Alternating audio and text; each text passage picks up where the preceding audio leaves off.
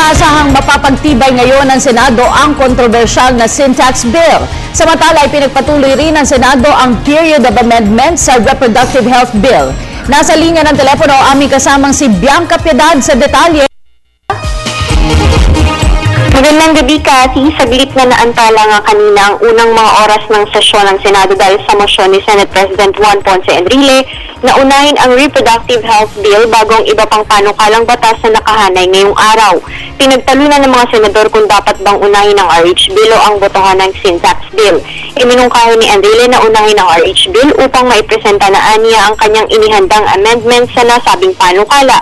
Sumang-ayon din dito si Senator Ralph Recto na nagsabing handa na rin siya sa kanyang ilalahad ng mga puntos. Sinabi naman ni Enrile na wala siyang intensyong i-delay o ipagpaliban ang botohan sa sin tax bill.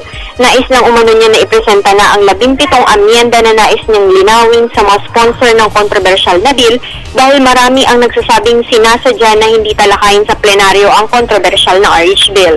Giit naman ni Senator Franklin Drilon na dapat nang talakayin ang sin tax bill nang sa gayon ay makumpleto na ang mga kinakailangan para sa pagsisimula ng budget deliberations bukas. Dahil dito pinagbotohan sa plenaryo kung ano ang dapat unahin. Ang senador ang bumoto pabor sa RH bill habang 3 naman ang bumoto kontra dito. Kabilang sa mga tinanggap na proposed amendments ni Enrile para sa nasabing bill ang pagtanggal sa International Conference on Population and Development, ngunit hindi naman inaprubahan ang mungkahing tanggalin ang salitang populasyon sa panukalang batas. Pinatanggal naman ni Recto ang mandato ng RH sa local government units habang ipinadagdag niya ang responsible parenting sa probisyon nito.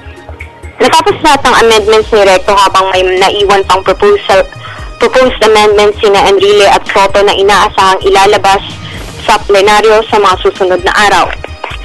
Habang inaasahan din na maipapasa ngayong araw ang panukalang batas sa sin tax o ang ipapataw na karagdagang buwi sa sin products gaya ng alak at sigarilyo. Kumbinsido ang Senate Ways and Means Committee Acting Chair na si Senator Franklin Drilon na mayroon ng 13 senador ang siguradong boboto sa sin tax bill. Dadaan na lamang sa period of amendments ang naturang bill kung saan imumungkahi ng mga senador ang idagdag pa tungkol sa sin tax. At yun muna ang pinakahuling balita dito sa Senado, Cathy. Maraming salamat, Bianca Piedad.